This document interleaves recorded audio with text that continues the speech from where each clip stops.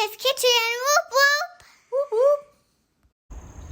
Hey everyone, we are back with Scout Chef Kitchen. I've got my assistant, she's back. Can you tell them your name? No. Okay, we're gonna move on. So, really excited about this one. This time we are making a sausage chowder. So shout out to the Montana Council for commenting with this recipe. That's where we're pulling this from. We decided to throw it on into the mix, and I'm excited to see how this goes. Let's give it a try. So, if you haven't watched this before, we've got the GCI Master Cook Station, which is awesome. I even have my handy dandy water cup in one of the cup holders, which is great. Everything's all ready to go. So just like when you would go camping, you can have some water. Just like when you would go camping, the best way to do this is to prep your stuff beforehand. So like all this stuff would be in plastic bags that you can easily pack.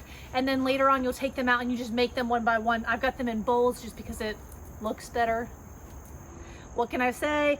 And let's get started. Okay, so first things first, I'm gonna start by adding a little bit of oil to the bottom of my Dutch oven. This is the Coleman 2-burner stove. Love this guy, it's awesome. I'm also gonna turn my stove on and light it. Whoop, boom. Turn it down, we don't need such high heat. Yay, this guy. Bingo, and we're just gonna start by, you wanna dump? All right, you dump the kielbasa. Oh, almost missed there. I almost dropped it inside the pan. I know you did. All right, can you dump the onions in there? So this is 1 medium onion and 1 kielbasa, which works well. So the recipe, y'all's recipe called for some smoked sausage, you know, being from a Italian, what's the other? Italian Polish? Czechoslovakian, that too. I'm kind of partial to some kielbasa. So we're just gonna saute these in the Dutch oven until the onion is limp. And like I said, so let's talk about while this is kind of cooking and simmering. I'm gonna turn that heat up just a hair. While that's cooking and simmering, While that's cooking and simmering, let's talk about prep work. So what I did inside my kitchen before I came and brought everything outside is I prepped everything. So if you were cooking this and getting this ready for a camp out, this would be in its own plastic bag. The carrots would be done. You can actually bring, so I washed my potatoes and my carrots. All I did was wash them, and then what was recommended by the Montana Council is to wash them and then you just bring them whole with you so you don't have to have that many more plastic bags. And then when you're at the campsite, you can slice them all up there. Since I'm doing this right now, I literally sliced them all up, brought them out with me. So washed and sliced, both the carrots and the potatoes are left whole, unpeeled. And all I did was slice them. So you'll see the potatoes in a minute. They're on the bottom shelf, waiting to be used. And then something that I did that I'll be adding as well, because you all know how much I love my riced cauliflower. I'm gonna try adding a bag of the frozen riced cauliflower just to see what happens, because I can, you know, because it's Scout Chef Kitchen. And MJ right now is working on squishing and crushing the chicken bouillon cubes with the powdered milk. So that's 1 cup of powdered milk and 2 bouillon cubes that are all crushed up into a sort of powder. And she's working on working that a little bit finer. So we're just gonna saute in the sauce. Flattening it now. Key. So make sure you have your assistant that flattens it really well for you. And while this is happening, we're just sauteing the onions, getting them nice and limp. And after this, yeah, get a good shot of that. I wish, again, if only you could smell through the camera, because this is delightful. Give it a good stir. I've got my cheat sheet recipe down here just to make sure I don't miss anything. Thank you, MJ, for stirring. That's awesome. MJ got a total shout out on my so we went live last week for Fall Camping 101, Family Camping 101, and MJ got a shout out in the comments for being such a great assistant. She was super excited about that. So thanks y'all for recognizing that she does such a good job as the chef's assistant, the sous chef, if you will.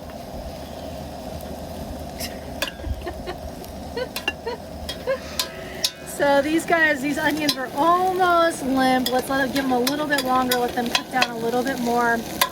Again, my recipe didn't call for oil on the bottom, but I just splattered just a hair just to make sure that this doesn't stick. Typically, like, your sausage will have enough fat in it that as it cooks, it'll kind of keep it greased up. But I just wanted to make sure, since this pan's been through a lot, you know. So we're gonna let that saute a little bit longer.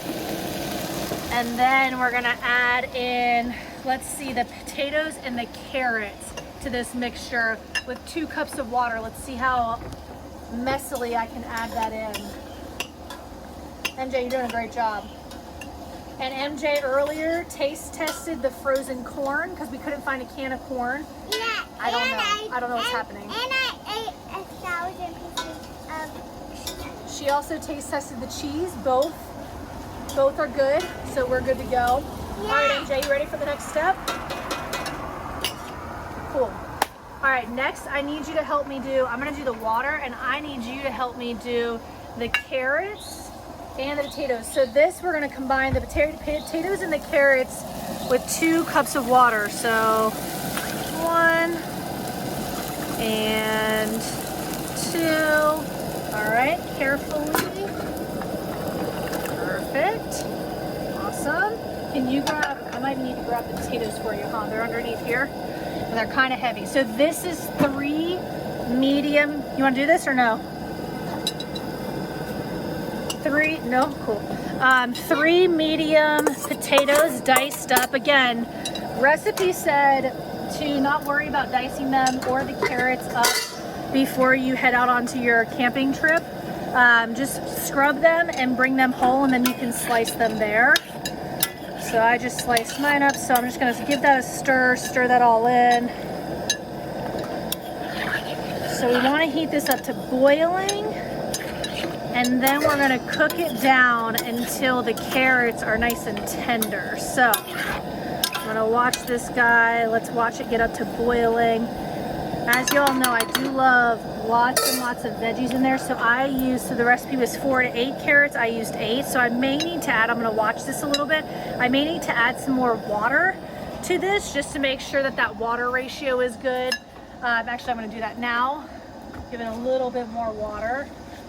Just because I did use 3 medium potatoes and I used the high end of the carrots. So 8 carrots sliced up, skin on. And when you are cooking like roasts and stews and heartier stuff, you can leave the skin on. And bonus, y'all know I'm all about the nutrients and all of that. When you leave the skin on, there is a little bit more nutritional value. Think of it like your R value for your sleeping pads and your sleeping bags and all that. A little bit more nutritional value to it when you leave the skins on, so I like that. And now we're gonna cover this. Yes, ma'am. I like that. Is really well done, MJ. Take a look at this milk powder and bouillon cube smash up. Looking great. So now I still have to stir it up. Okay, well, be careful. Okay, now I'm gonna add the lid and let that run for a little bit, let it simmer for a little bit until the carrots are soft. And we'll be back when those carrots are soft. All right, so this has been simmering, doing great. Carrots are now soft. Yeah, you can check it out. Looks good. I'm actually gonna add, I'm gonna add riced cauliflower because you all know how I feel about that. Love me some riced cauliflower. I'm gonna add this in. I did not cut the hole big enough on there, but that's okay. We're gonna make it happen. The struggle's real. So we're gonna add this in. And do remember that I also added, again, so the original recipe from the Montana Council, shout out to y'all, called for 2 cups of milk. I'm doing a little bit of extra, or not milk, a little bit of extra water. I added a little bit more since I did 8 carrots. And so I'm gonna stir this in and let this kind of simmer in now, because this cauliflower doesn't need very long to cook. So I'm gonna let this simmer into there. Here we go. It smells really good, y'all. So this is good. Potatoes are nice and soft. These carrots, you can tell, are a little bit tender. That's good. Let that go a little bit longer. I'm actually going to turn the heat up a little bit more since that riced cauliflower was cold. Just a little bit longer, bring that, or a little higher, bring that up. And while that's simmering and going in, we're going to do that the 1 cup of dry milk. We're gonna add that in. Yeah, because I stirred it in front of it. That's right. Do you remember what was in with the milk? What? You don't remember? No. Okay, chicken bouillon cubes, 2 of them. I'm gonna add, so it was supposed to be 2 cups left. I have a little bit more than 2 cups left. And I'll throw that in there and we're just gonna stir that up. Yeah, go for it, assistant chef. Man, that's good. I love having a good assistant. Stir that up until it's nice and smooth, MJ girl. And so we're just gonna let that keep stirring, blend it until it's smooth. Keep on stirring, love bug. Keep on stirring. And then, so next up, I'm gonna prep, because next up we're gonna add that and the canned corn. You doing a good job, MJ? Let me see, can I see it? Let me see what we got here.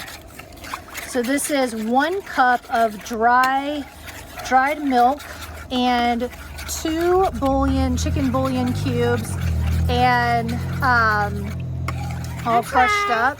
You wanna stir it a little bit? And, or 2 teaspoons. Oh man, FedEx is here, y'all. You know about that Amazon delivery. Hopefully not for us today. I don't know what I would have ordered, but you know how it's been in this pandemic. Amazon is king. I mean, I'm gonna go back to cooking this. Yeah, from Amazon. It's king. Okay, so anyways, back to Scout Chef Kitchen. We've got 8 carrots sliced up, 1 package of kielbasa, 1 medium onion, 3 medium potatoes, all simmered up and ready to go. I'm gonna let that cook just a little longer. I want that heat to be nice and high, especially since I just added that cauliflower. So I'm gonna let that go a little bit longer. And we're gonna keep stirring the milk, the dried milk, in with the extra water. So 2 cups of water and the 2 bouillon cubes. And as I let that simmer, we'll be right back. I'm not gonna make you guys watch a pot boil. Okay, we are good to go. We are ready to go. MJ says that hers is fully stirred. Check out how well she stirred that. You can see the bouillon's all nice and mashed up in there. So is that like a Western Pennsylvania? Mashed. Okay, next up we're gonna add this milk mixture into our pot. Where do I put the spoon? Here, I'll take that from you. Thank you for asking such an important question. Can you come and bring this and dump it in? Perfect. A little help because it's, I know you're still just not quite tall enough. Close though, because you are super tall. MJ, you did a really good job mixing that. Way to go. Can you grab the corn, MJ? Because we're gonna add the corn in as well. Okay, you ready? Good. Watch that little bottom hand. Good. This is, so it said, I think it was like 11 to 16 ounces of corn. This is 16 ounces of corn. I'm gonna stir that into it.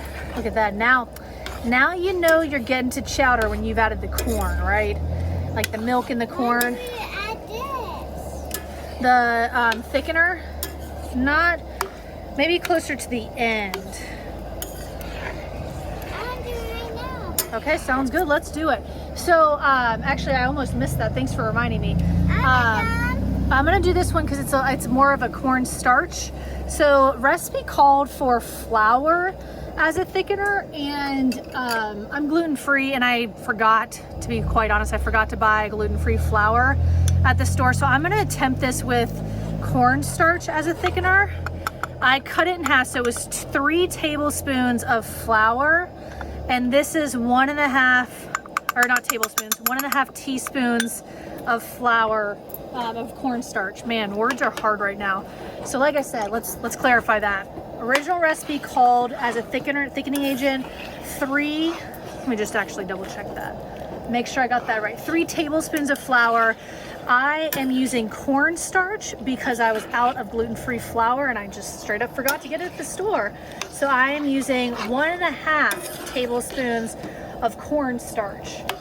And we're just gonna let that thicken up a little bit. So basically you bring this to a simmer, and then after this is simmering, and we gotta make sure we keep on stirring it, that's important too. After this hits simmer, then I'm gonna add in my cheese. I'm gonna turn up that heat just a hair. And then I'm gonna add in the cheese. So we're gonna let that go for a little bit longer. And let's see. Oh cool, I didn't miss bringing in the flour. So I just checked. You can see that I ate a little bit of cheese. MJ did taste test the cheese. I had a lot of times. I had to put the kibosh on that and tell her no more taste testing the cheese because we were gonna run out for the recipe. So we are gonna let this simmer. You wanna shoot in on this? Not yet. Whoa, whoa, whoa. Sparky, let's hold off on that a little bit. We gotta let that simmer a little bit, but you know what you can do? What? Grab me the salt and the pepper one at a time. So let's add salt and pepper while we're waiting, because we can. Can I please do this? 100% yes, come on. Can I help you open it? It's a little tough here. Let's do that one. You gotta give it some solid shakes. Mommy and Daddy love a good amount of pepper in there. Oh yeah. Get some vigorous shaking in there, like really get after it. Can I help? Oh, snickety snap. Look at that, MJ. You think that's enough? No. Okay. Here, while you do that, I'm gonna crunch some salt in there. Also a big fan of salt. Our background cameraman says that's enough salt. So, I mean pepper. Dada is the background cameraman. Family affair here on Scout Chef Kitchen, just like you guys at home. I mean, she likes a good amount of pepper. MJ, you did a great job with the pepper. That is to make it come out faster. I did not think that you needed to have that section open for the pepper. You did a good job as it was. All right, that looks good. It definitely does not need any more pepper. I think so. Maybe you can add it to taste when you're ready to eat it later. Yes, I can. Maybe I Bubbles. taste it at the end and I'll shake some. Maybe, but not right now. Can we do the cheese? You ready to do cheese? All right. Let's do this cheese. So, in the Montana Council's recipe, they suggested mixing the flour with the cheese. Oops, so that way you have one less bag. Some of this. Okay, don't eat the salt, please. Thank you. Okay. No. Wow. As you can see, we have for sure a 4.5-year-old. So now I've added in 12 ounces of cheese. And we are going to let this simmer until the cheese is fully melted. And we will be back when that cheese is melted and show you what we've got. All right, y'all, this is done. Really excited. I'm not gonna lie, I totally allowed the behind the scenes cameraman to taste test it. And big thumbs up from him, big thumbs up. He said, really big fan. So Montana Council, thank you for commenting on our last Facebook Live with this recipe. And y'all, if you at home are watching this and your pack or troop has a favorite recipe that you want to see hit up on Scout Chef Kitchen, send it our way. We'd love to cook them. Total disclaimer, I will always gravitate towards the recipes that have lots of vegetables in them. It's just the way I roll. And also, hang tight, give me 1 second. This recipe tastes amazing with that rice cauliflower. Just like I suspected, you can't even tell that it's in there, and it just adds another dimension of another vegetable in there. Cauliflower is so good for you. Lots of vitamin K in it. So let's give this a shot, y'all. MJ, you ready to try this? Mama? Yes. How do we hang a lantern on here? Oh, good question. MJ brings up a fantastic question. How do you hang a lantern on this? So, this guy, actually the whole thing comes up. Whoop. They might come up a little bit higher. I gotta look. That might be it. Okay, anyways, lantern gets hung on it. MJ, you watching this? So this was in there, comes out of the top, sits like that. And the little handle comes in here and sits right there, so the lantern hangs. But how do you put the lantern on? Well, you gotta hit the on switch for that. Anywho, let's give this a shot. You ready to try this? It's kind of hot. I got 2 spoons, one for me, one for you. Let me get you a little baby, tiny little spoonful. Make sure it's not so hot. How about we do this sausage? Oh, you want some sausage? Okay. Let me cut yours kind of small, so that way make sure it's not too hot, because it's right off the little stove. I think my mouth was watering just there. This looks delicious. It's really hard to cut things with a spoon. Okay, you ready? Let's blow this off. Loading. All right, you ready? Oh, hot. But is it good? Will you tell them at home how good it is? Yeah, you really like that one? So, this says it makes 4 servings. I think by the time that I added, one time I got, you guys remember Jasmine? She's the one that responds to you and encourages you all the time on social media. She told me that I had to taste test my recipes. So, let's do this. Oh yeah. Oh, that's a good one. Going in the rotation, you know? She's clearly a fan. So, this says it makes for 4 servings. I think by the time I add in all of those veggies, we are looking at a solid like 6 to 8 servings. So one of the things that I love about Scout Chef Kitchen is now it'll feed our family of 3, almost 4, for a solid half a week. There you have it. Y'all, really excited about this recipe. Montana Council, thank you for sending this in. If you have your own recipes that you want to see us try out, send them in. You can comment on the blogs. You can comment on our any of our social. Oh yeah, Happy Dance, because she's so excited. And thanks for tuning in, y'all. Have a good one.